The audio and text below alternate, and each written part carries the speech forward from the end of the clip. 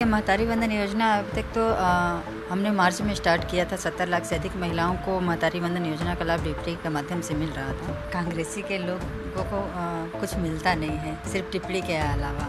जो पात्रता रखते हैं उन्हीं को मिलना चाहिए और उनको मिलेगा। और आने वाले समय में भी जो छूटे हुए हैं, जो पात्रता रखते हैं, उनका फिर से आवेदन भराया जाएगा। अगर छूटे होंगे तो झूठे से ही सरकार नहीं चलती है, उसके लिए विश्वास जताना पड़ता है। और उसी का नतीजा है कि बड़े बड़े नेता हमारे छत्तीसगढ़ में कांग्रेस के प्रत्याशी रहे हैं, वो हारे हैं। हमारे साथ महिला बाल विकास मंत्री लक्ष्मी राजवाड़े जी यहाँ पे मौजूद है। अभी इन दिनों चर्चा है कि महतारी वंदन योजना है, उसमें बहुत सारे अपात्र लोगों ने भी फॉर्म भर दिया है और उसकी जांच होगी। इस मुद्दों को लेकर हम चर्चा करेंगे लक्ष्मी राजवाड़े से। अभी चर्चा इस बात की है कि महतारी वंदन योजना के तहत जो है आप पैसा दे रहे हैं 1000 रुपया, उस पर भी कुछ आवेदनों पर कुछ फर्जी लोगों ने आवेदन कर दिया, उसकी जाँच की जाएगी, क्या है? देखिए, महतारी वंदन योजना अभी तक तो हमने मार्च में स्टार्ट किया था। 70 लाख से अधिक महिलाओं को महतारी वंदन योजना का लाभ टिप्पणी के माध्यम से मिल रहा था। और ऐसे आपके माध्यम से पता चल रहा है कि कुछ अपात्र लोगों ने भी भरा है। तो ऐसी शिकायतें आएंगी तो उनका अपन जांच करवाएंगे जी। ये आपने जो अभी तैयारी की है, जो निर्णय लिया है कि ऐसे लोगों की जांच की, उस पर अब कांग्रेसी इस पर कमेंट्स करने लगे हैं कि देखिए अब चुनाव खत्म हो गया तो अब इस पर छटनी शुरू हो रही, इस तरह के ये आरोप लगा रहे हैं। और उनका ये भी कहना है कि अब पेट्रोल डीजल इनके रेट में भी वृद्धि की जाएगी। चुनाव खत्म हो चुका है, चुनाव के समय जो है लोगों को प्रभावित करने के लिए और विरोध ना हो उसके लिए सबके रेट नहीं बढ़ रहे थे, अब लगातार इसके रेट बढ़ेंगे, क्या कहना? देखिए, कांग्रेसी के लोगों को कुछ मिलता नहीं है, सिर्फ टिप्पणी के अलावा। हमारी भारतीय जनता पार्टी की सरकार बनने के बाद जो वादा किए थे चुनाव के समय, वो वादा पूरा किए हैं और ये चुनाव तक ही सीमित नहीं रहेगा। ये आगे भी भारतीय जनता पार्टी की जो भी वादा थे वो हमेशा पूरा होते रहेगा। और सिर्फ वो बरगलाने का काम करते हैं, ऐसा कुछ नहीं है।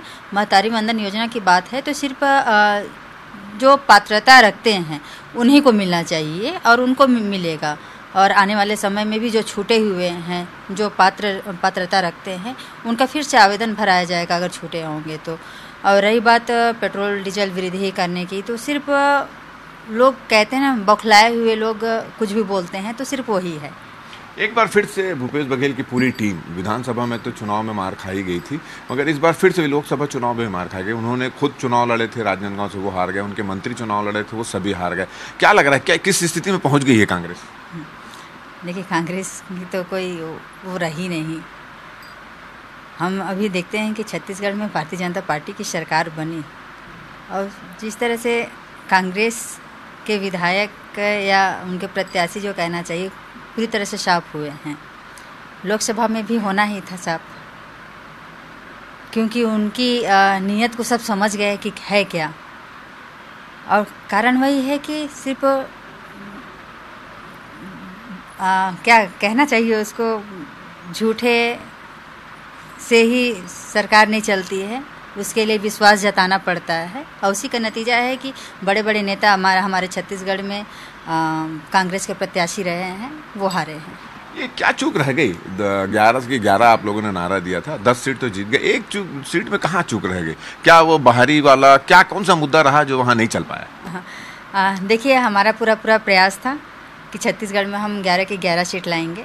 हो सकता है जनता का जनादेश हर जगह मिला, लेकिन एक जगह किसी कारणवश हमारी प्रत्याशी पीछे रह गई। हालांकि बाकी 10 जगह जनता का आशीर्वाद मिला है, तो अच्छा। तो ये थी लक्ष्मी राजवाड़े जी, और इनका कहना है कि महतारी वंदन योजना के तहत जो क्राइटेरिया में जो महिलाएं आई थी उनको शामिल किया गया है। और ऐसी जानकारी मिल रही, कुछ जगह से जानकारी मिल रही कि जो अपात्र लोगों हैं उन लोगों ने भी आवेदन दिया, तो उन आवेदनों की जांच होगी। और साथ ही साथ उन्होंने ये भी कहा है कि जो पात्र महिलाएं उस समय फॉर्म नहीं भर पाई थी, तो आगे भी वो फॉर्म भर सकती हैं। इसकी भी तैयारी यहाँ पर की जा रही है। और साथ ही साथ उन्होंने ये भी कहा कि झूठ के बदौलत जो कांग्रेस की सरकार ने 5 साल राज किया, अब झूठ का पर्दाफाश हो चुका है। विधानसभा चुनाव में उनको मुंह की खानी पड़ी और लोकसभा चुनाव में भी उनको मुंह की खानी पड़ी। हमारा ये वीडियो आपको अच्छा लगे तो ज़्यादा से ज़्यादा इसको शेयर करें, सब्सक्राइब करें, अपने सुझाव हमको देना ना भूलें। और मुझे और मेरे कैमरामैन रमाशंकर को दे इजाज़त। नमस्कार।